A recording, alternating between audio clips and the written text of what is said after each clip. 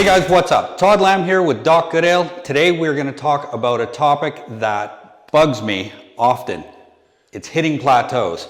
When I'm trying to make a gain, when I'm trying to push through, but it seems like every single week I'm hitting the same PRs or I'm never making any advancements. There's some things that you can do. In fact, there's 4 that we recommend that can get you through those plateaus, push through, make those gains, add some meat on the pipes, whatever you want to do, whatever your goal is. How do we push through plateaus? Doc, what do you got for us? Okay, Todd. So typically when we've hit a plateau, it's a recovery issue. It's kind of a health issue, right? We're not managing our recovery well. The stress on our body is too high, and actually we probably need to back things off a little bit, allowing ourselves to move forward. So it's taking one step back in order to allow ourselves to take multiple steps forward. That's a mind game, hey? It is a little hard. bit, right? That's hard to peel it back. You just want to push, push, push. Most of us are A players, alphas, we want to go, go, go, right? All the type A's, right? We just think work harder for longer, that's going to solve all our problems. And hey guys, the honest truth is, as we age, we can't go to that well like we did when we were young. I know I'm in my 40s now. I can't go to the well like I did in my 20s and even in my 30s. 50s now. 50s. But I can go. Looking good for 50. I can go to the well. Just kidding. Okay, so our first key, guys, is you really have to manage both your training volume and your intensity. And what does that mean? So it means we have to train it at a level that's manageable for us based off all the things going on in our lives.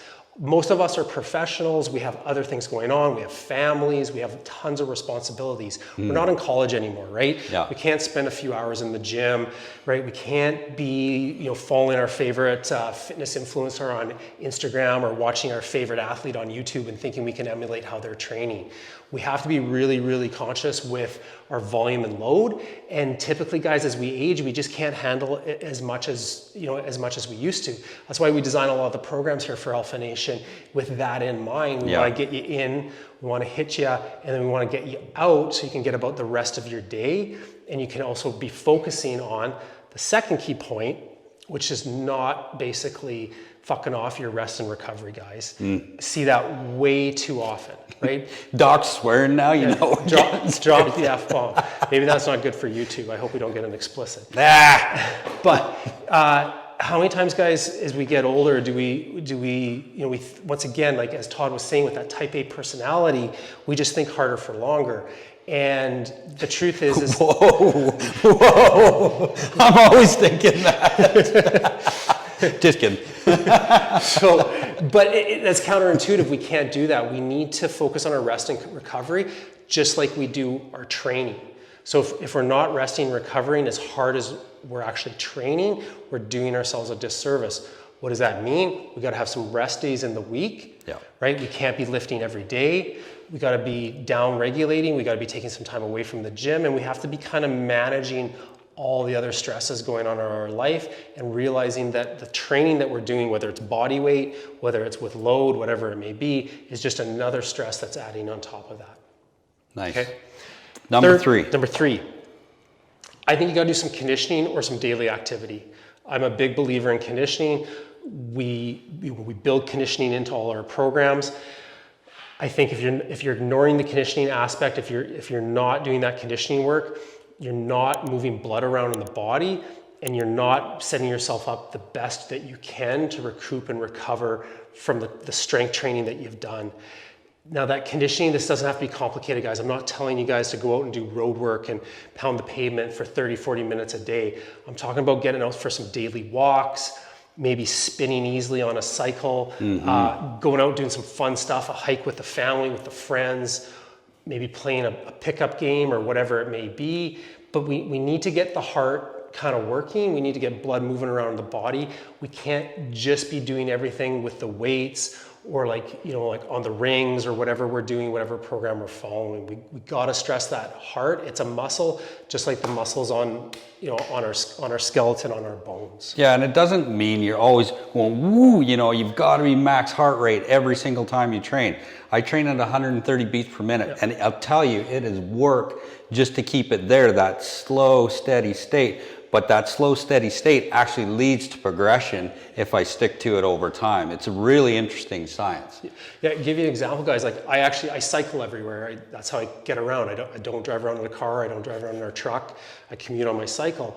And when I'm on my bike, same thing. Like I'm like Todd. I'm at maybe 120, 130 beats per minute, and I'm lucky. It gets me about 40 minutes of conditioning in every day that I don't have to think about. I realize that not all of us can do that. But why I'm telling you this is actually last week here it snowed. It snowed, I couldn't cycle, I was just kind of walking everywhere. And I really noticed my ability to recover in the weight room just from that 1 week of taking some of that conditioning off was really affected. And that's because that low intensity conditioning, it's just good for the body, right? I'm not going to go into the heavy science, but trust me, guys, and you can do it with just 20 to 30 minutes of walking a day, and you can break that up even into smaller bits. Cool. What do we got for the fourth point? Okay. Final. Last point, guys, is technical proficiency with all our lifting. Yes. And why is this important? It's important because we need to stay healthy. If we want to break through a plateau, the worst thing that can happen is that we can get injured. And if we're sloppy with our technique, whether that's doing a push-up, an air squat, a deadlift, a bench press, whatever it may be, we're putting ourselves at risk of an injury. No. And nothing creates a bigger plateau than being injured and being out of the weight room for an extended period of time. So guys, master the technique. We give technique videos for all the movements. It's very key that you only go to technical failure, that you don't go to complete failure when you're lifting. Because guys, like, not only is that injury gonna set you back, not only is that injury gonna create a plateau, but then you're gonna have to train just to come back and recover from that injury before you can actually get back into the training itself. Yeah. So don't sacrifice, some kind of like that short-term kind of feeling that you've got to make these gains, for really like what we want, just to win over the long term.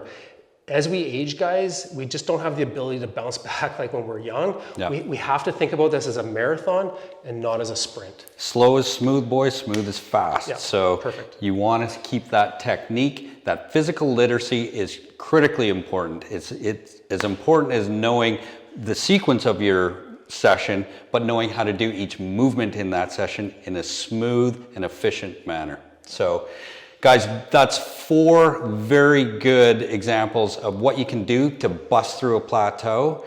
Critical information. So if you like the video, give it a thumbs up. If you have any comments, put them below. We will get back to you. And make sure you take a moment, subscribe to the channel, because we're always here delivering you content so that you can move and perform your best. We'll see you in the next one. Thanks, Doc. Thanks, guys. See you in the next one.